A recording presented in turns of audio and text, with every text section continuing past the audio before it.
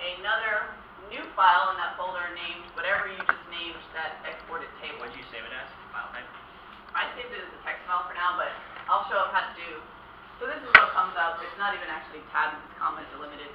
But this just pulls that data out, so if you wanted to use it in some kind of other analysis, or you wanted just to send out the attribute table.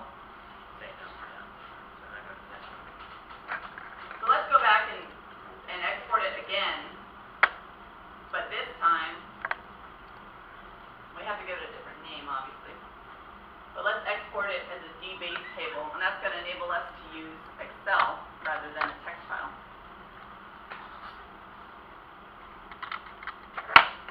Once again, you don't have to add that to the current map. And then once again, not navigate, you should have a new file in here. If I did that right. Maybe not. Where's my new file? Oh, I didn't do it. And so, either you double click it and already knows that it's an Excel file, or you might have to manually select from a list. Does that work for you guys? When you try to open up the new one? Yeah, that's program.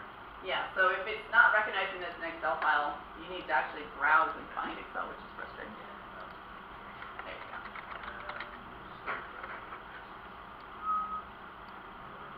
I actually I'm lazy. I search and I type in the word Excel and make it find it for me. Yeah, and then grab that guy. Yeah, and that should get Fun. look, you need data. I'm in data.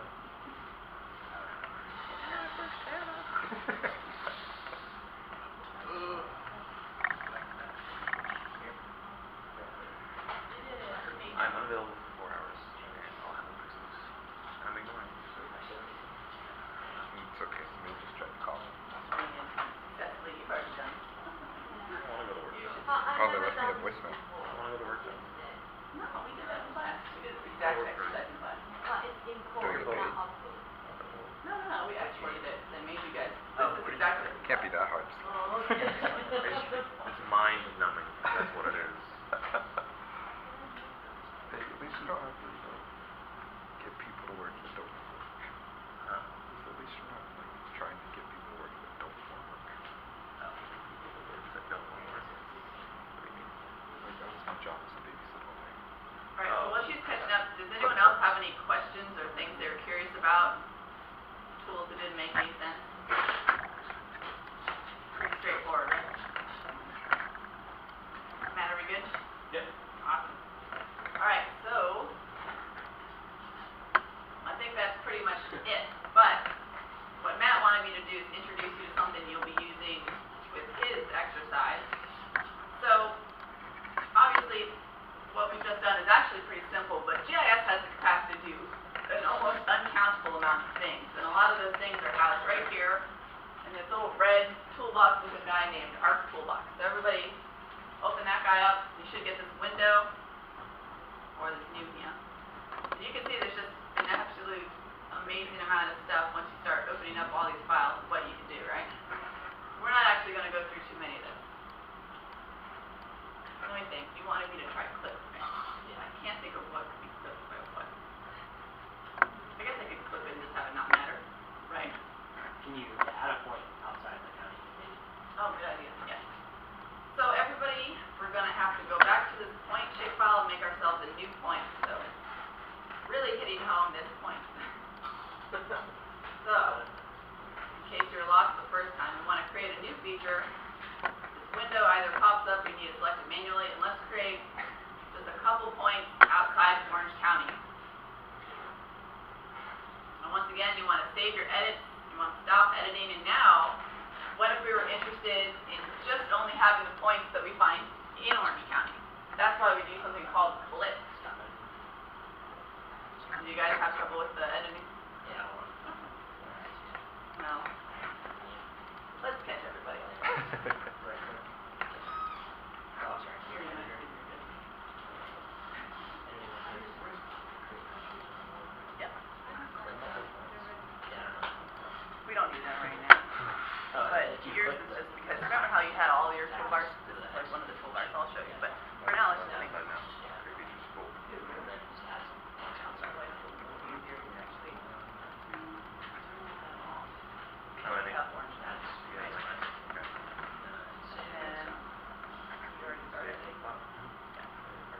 Okay, so now we want to Yeah, it doesn't save it unless you can save it.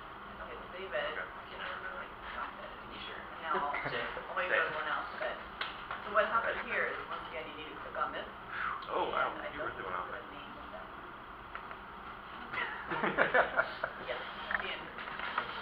Yeah, so that's what I've been kind of referencing the whole time. Mine are just now in The water quarters. there. We just have to be a little mindful of where your toolbars are. It just tells me that my points are 30 Yes. your points. Yes.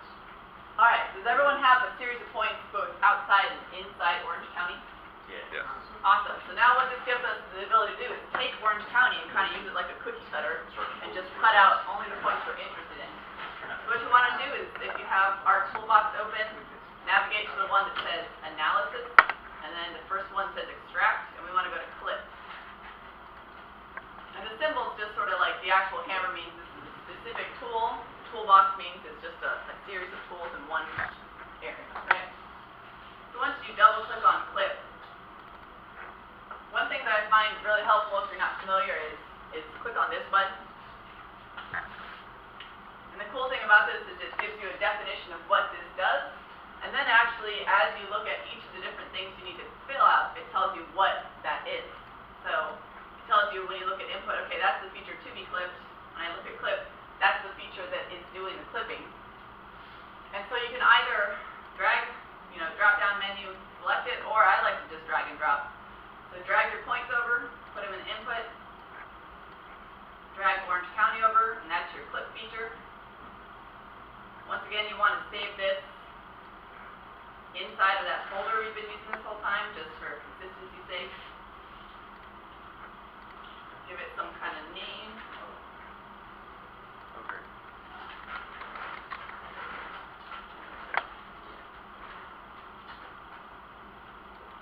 Oh, man, no. Does anybody have any issues with filling those different drop-down menus? Premium damage, what is it? Oh, I cancel one. This is covered. So all you gotta do is, all you have to do, so all this is gives me the ability to go, okay, I actually want to save it. Oh, right. You can So erase for that. you, since this is where everything else is saved, put on the desktop. So just type in a name, whatever name you want to be like. Did you click on second? Point, what I mean, mine. Point. No. What's the word point? Like P-O-I-N. Yeah. Awesome.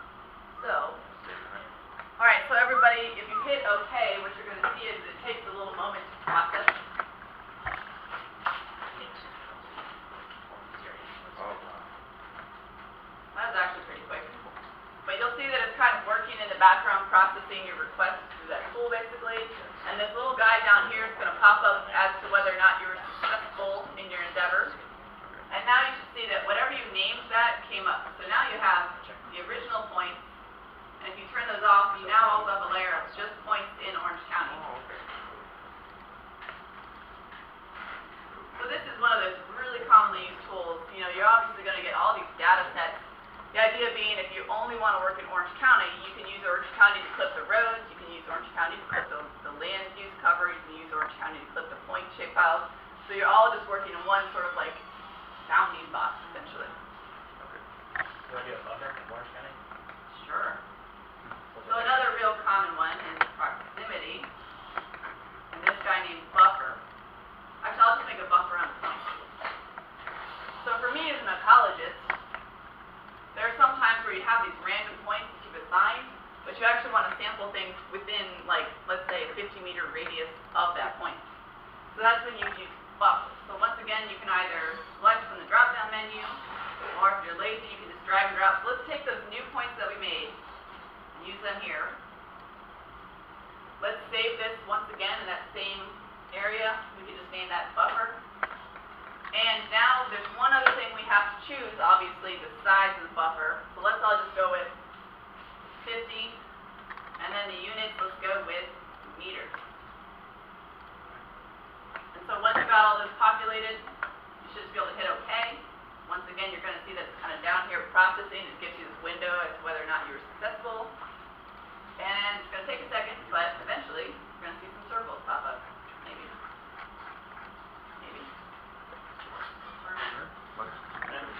Oh, I'm falling victim to the same thing.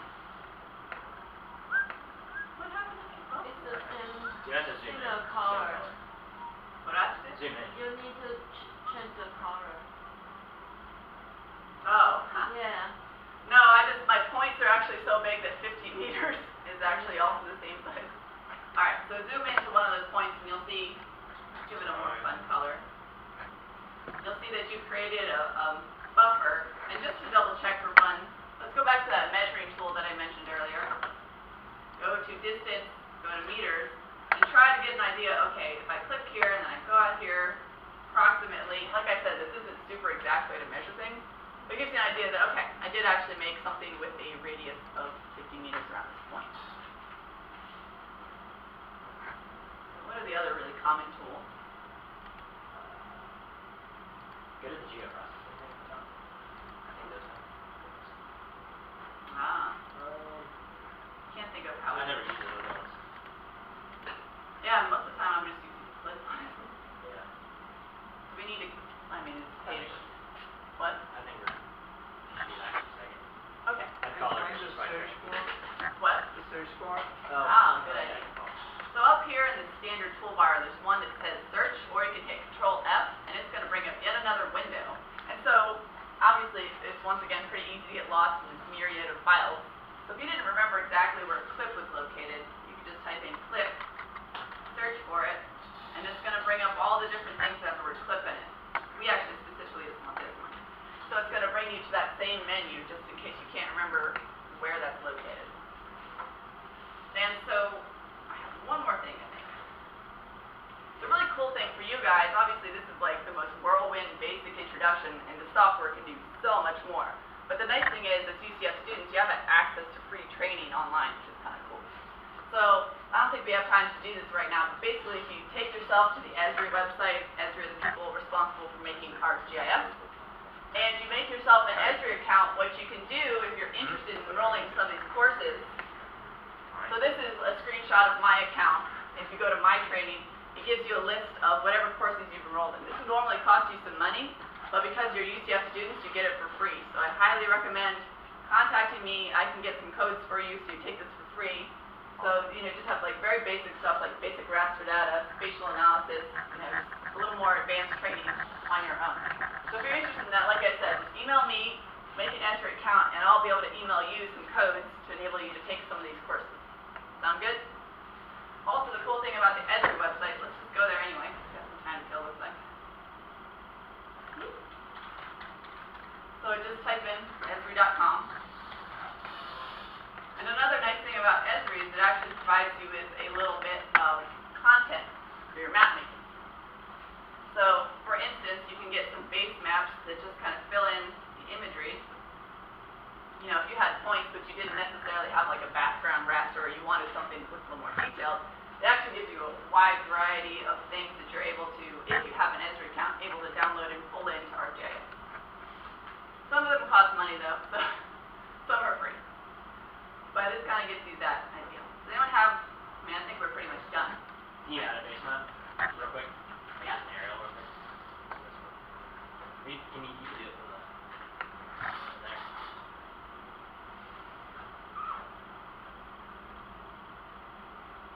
Alright, so yeah, let's all just do this together. So go to File, and go to Add Data, and then that second option down underneath the typical one that we've been using is Add Base Map. So these are our options. Let's just go with that first one, Imagery. It's actually a very big file, so it might take a minute.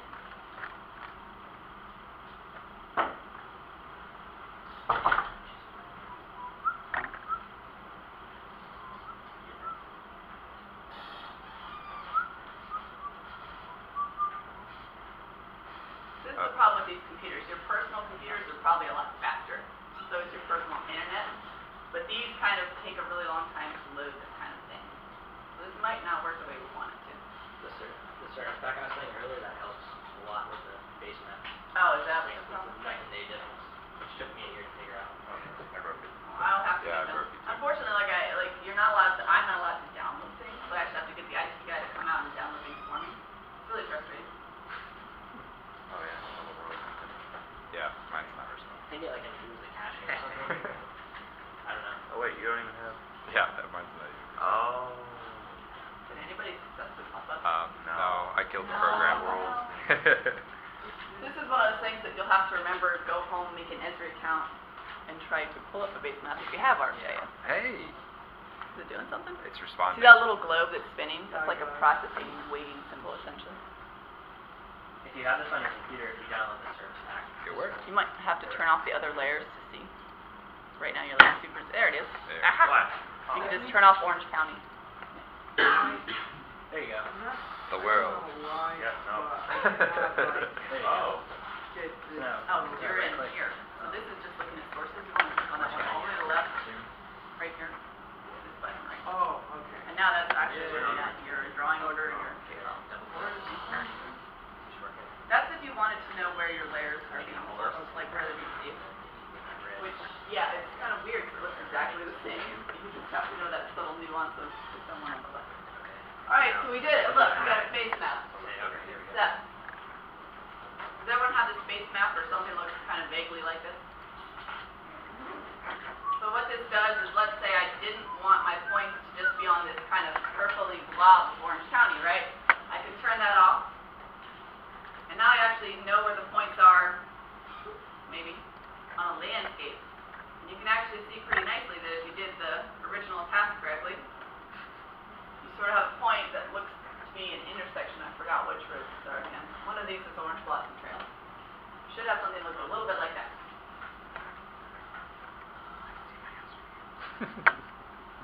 So I think we're effectively solid. Right? So now we're gonna, is she up there? Or do we need to help her? Oh. Which room is that? I have the key for it. We So. gotta wait. It's 12. Hey.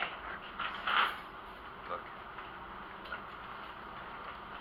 Here, I'll go up there. No. Oh yeah. Alright, so we're gonna go upstairs to the fourth floor, where we have lunch for you guys, and then we're gonna come back and Matt's gonna give you the idea of more complicated using Python to actually automate some of these processes.